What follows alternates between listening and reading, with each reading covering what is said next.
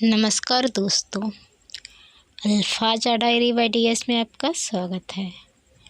आज की कहानी का नाम है कश्मीरी सेब, जो मुंशी प्रेमचंद जी द्वारा लिखी गई है। तो चलिए सुनते हैं। कल शाम को चौक में 2-4 ज़रूरी चीज़ें खरीदने गया था। पंजाबी मेवा फरेशों की दुकानें रास्ते ही में पड़ती हैं। एक दुकान पर बहुत अच्छे रंगदार गुलाबी सेब सजे हुए नजर आए। जी ललचा उठा। आजकल शिक्षित समाज में विटामिन और प्रोटीन के शब्दों में विचार करने की प्रवृत्ति हो गई है। टमाटो को पहले कोई सेंत में भी न पूछता था। अब टमाटो भोजन का आवश्यक अंग बन गया है। गाजर भी पहले गरीबों के पेट भरने की चीज़ थी। अमीर लोग तो उसका हलवा ही खाते थे। मगर अब पता चला है कि गाजर में भी बहुत विटामिन है। इसलिए गाजर को भी मेज़ों पर स्थान मिलने लगा है। और सेब के विषय में तो यह कहा जाने लगा है कि एक सेब रोज़ खाइए तो आपको डॉक्टरों की ज़रूरत ना रहेगी। डॉक्टर से बचने के लिए हम नीमकौड़ी तक खाने को तैयार हो सकते हैं।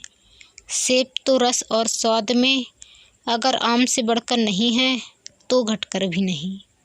हाँ, बनारस के लंगड़े और लखनऊ के दशहरी और बम्बई के अल्फांसो की बात दूसरी है।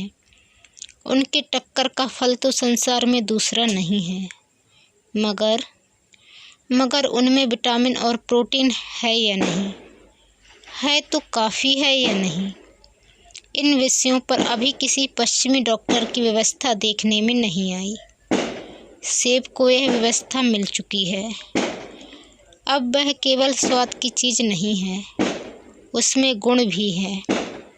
हमने दुकानदार से मोल भाव किया और 8 सेर सेब मांगे।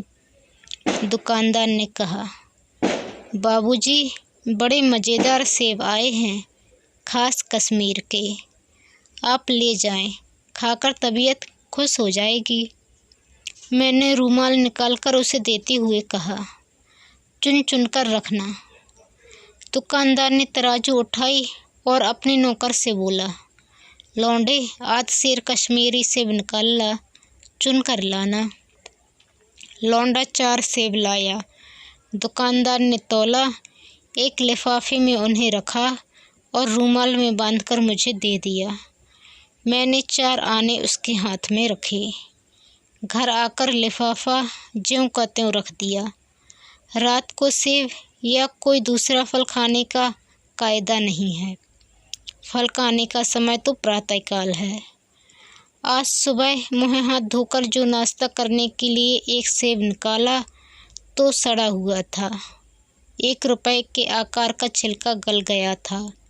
समझा रात को दुकानदार ने देखा न होगा। दूसरा निकाला, मगर यह आधा सड़ा हुआ था। अब संदेह हुआ, दुकानदार ने मुझे धोखा तो नहीं दिया है। तीसरा सेब निकाला, यह सड़ा तो न था, मगर एक तरफ दबकर बिल्कुल पिचक गया। चौथा देखा, वह यूं बेदाग था, मगर उसमें एक काला सुराख था, जैसा अक्सर बेरों में होता है। काटा तो भीतर वैसे ही धब्बे, जैसे कड़हे बेड़ में होते हैं। एक सेब भी खाने लायक नहीं। 4 आने पैसों का इतना गम न हुआ जितना समाज के इस चारित्रिक पतन का। दुकानदार ने जानबूझकर मेरे साथ धोखेबाजी का व्यवहार किया। एक सेब सड़ा हुआ होता तो मैं उसको क्षमा के योग्य समझता, सोचता उसकी निगाह न पड़ी होगी। मगर 4 के चारों खराब निकल जाएं, यह तो साफ धोखा है। मगर इस धोखे में मेरा भी सहयोग था। मेरा उसके हाथ में रूमाल रख देना मानो उसे धोखा देने की प्रेरणा थी। उसने भांप लिया कि महाशय अपनी आँखों से काम लेने वाली जीव नहीं हैं और न इतने चौकस हैं कि घर से लौटाने आए।